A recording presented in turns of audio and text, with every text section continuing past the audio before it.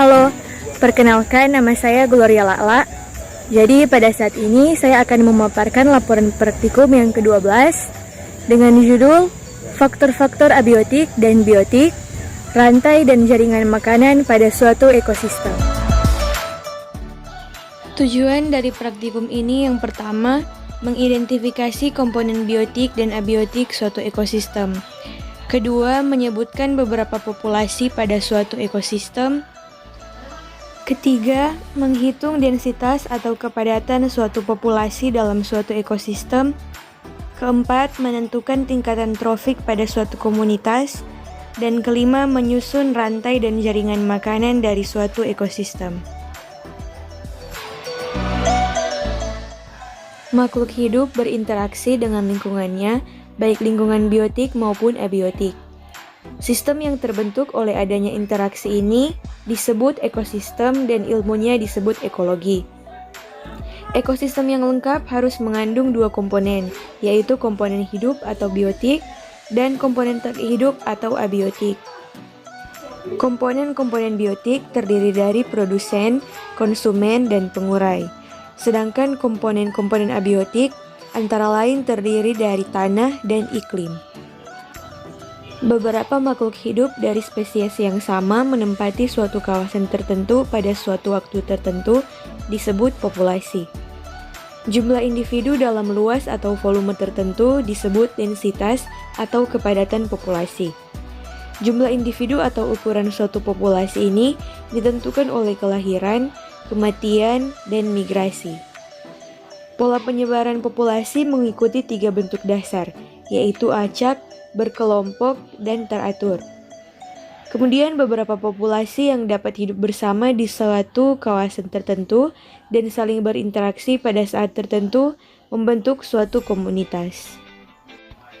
Kemudian dalam ekologi, terjadi aliran materi dan energi pada peristiwa makan dan dimakan dalam serangkaian organisme yang disebut rantai makanan. Kemudian peristiwa di atasnya yang lebih kompleks disebut jaring-jaring makanan. Dari konsep rantai makanan tersebut, tergambar suatu tingkatan trofik, yaitu produsen berupa tumbuhan hijau dan alga, kemudian konsumen berupa herbivora atau karnivora yang terdiri dari konsumen primer, konsumen sekunder, dan konsumen tersier, dan yang terakhir ada dekomposer berupa bakteri dan jamur. Alat dan bahan yang diperlukan dalam praktikum ini, yang pertama alat tulis-menulis, dan yang kedua lapangan.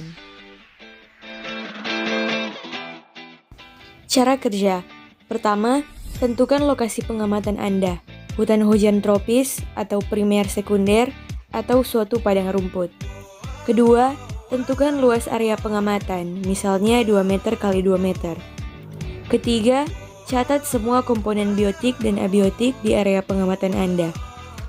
Keempat, catat semua populasi pada komunitas di area pengamatan Anda. Kelima, hitung kepadatan populasi dari beberapa populasi yang Anda amati dan tentukan pola penyebarannya.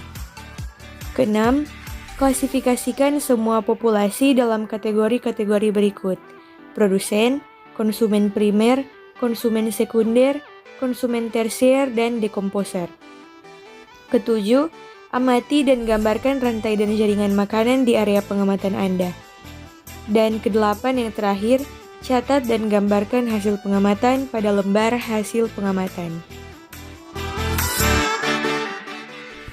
Ini adalah ekosistem yang saya amati, yaitu ekosistem sawah.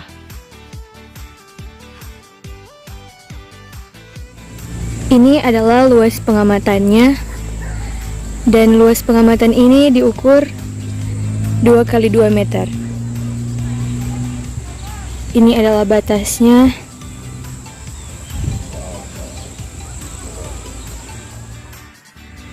Komponen biotik yang ada dalam ekosistem ini, yang pertama di sini ada tumbuhan padi. Kemudian dapat dilihat di sini ada kerang. Dan kemudian ada serangga-serangga kecil.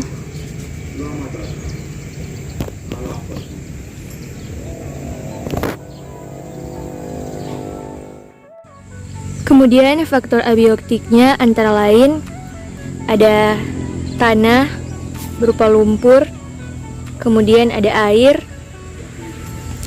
ada sinar matahari,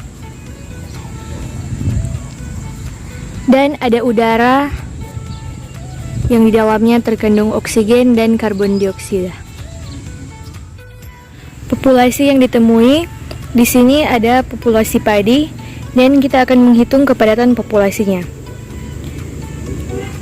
Individu padi di sini ada 1, 2, 3, 4, 5, 6, 7, 8, 9, 10, 11, 12, 13, 14, 15, 16, 17, 18, 19, 20, 21, 22, 23, 24. Kemudian kita kali 1, 2, 3, 4, 5, dan kita akan bagi dengan luas area pengamatannya. Klasifikasi populasi. Di sini tanaman padi sebagai produsen, kemudian ada burung-burung sebagai konsumen, dan kemudian ada bakteri-bakteri yang mungkin tidak terlihat sebagai dekomposer. Hasil pengamatan. Yang pertama, lokasi.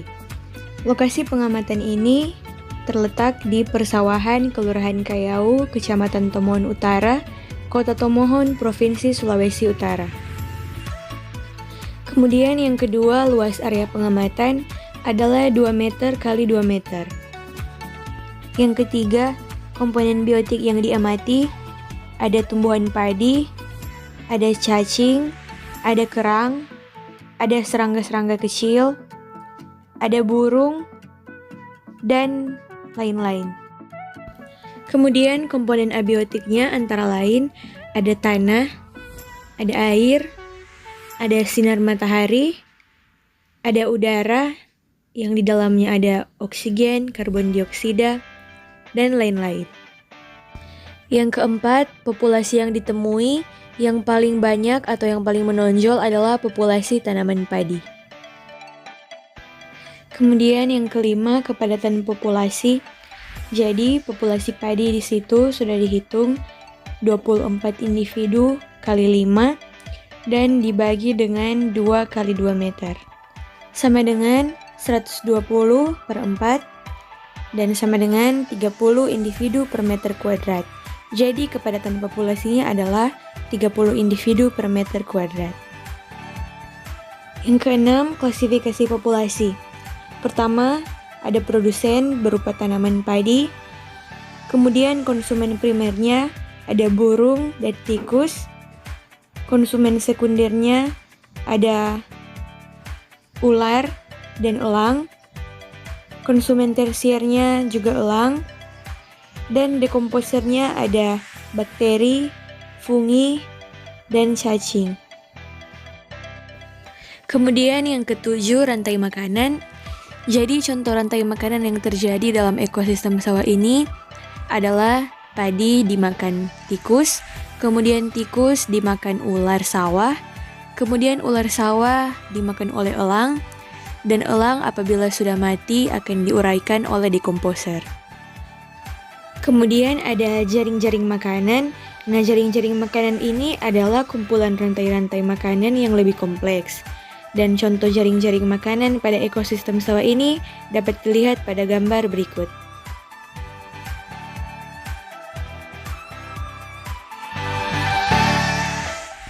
Pembahasan.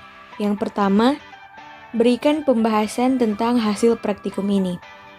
Nah, dari hasil praktikum ini yang diamati adalah ekosistem sawah. Kemudian, luas pengamatannya adalah 2 kali 2 meter. Kemudian dalam ekosistem sawah ini terdiri dari komponen biotik dan komponen abiotik. Kemudian di dalamnya ada beberapa populasi yang ditemui beserta dengan kepadatan populasinya. Kemudian populasinya dapat diklasifikasikan menjadi produsen, konsumen primer, konsumen sekunder, konsumen tersier, dan dekomposer. Selain itu, dalam suatu ekosistem sawah juga terdapat rantai makanan dan jaring-jaring makanan. Yang kedua, apa yang dimaksud dengan populasi, komunitas, dan ekosistem? Jadi yang pertama, populasi merupakan kumpulan beberapa makhluk hidup dari spesies yang sama yang menempati suatu kawasan tertentu pada suatu waktu tertentu. Kemudian komunitas adalah kumpulan beberapa populasi yang dapat hidup bersama di suatu kawasan tertentu dan saling berinteraksi pada saat tertentu. Sementara ekosistem merupakan sistem yang terbentuk oleh adanya interaksi antara makhluk hidup tersebut. Yang terakhir, jelaskan tentang saling ketergantungan antara komponen pembentuk ekosistem. Jadi dalam ekosistem terjadi hubungan timbal balik dan saling ketergantungan antara komponen-komponen penyusun ekosistem. Saling ketergantungan antara komponen penyusun ekosistem tersebut disebut juga interdependensi.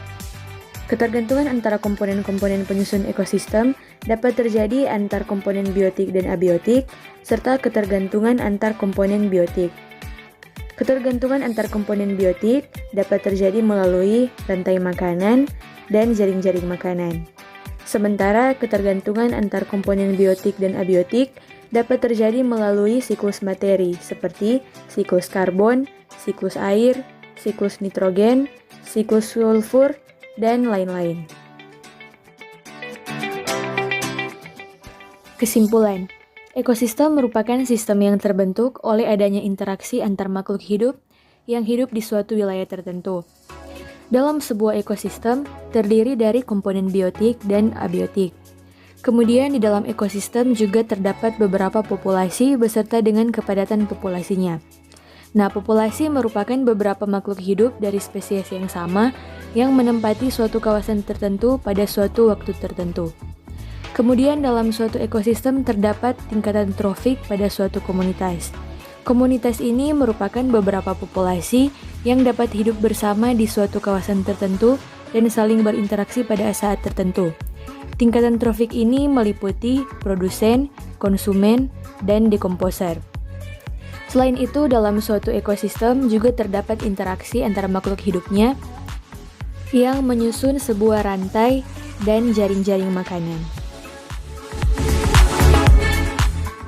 Jadi demikian laporan praktikum yang ke-12 dari saya.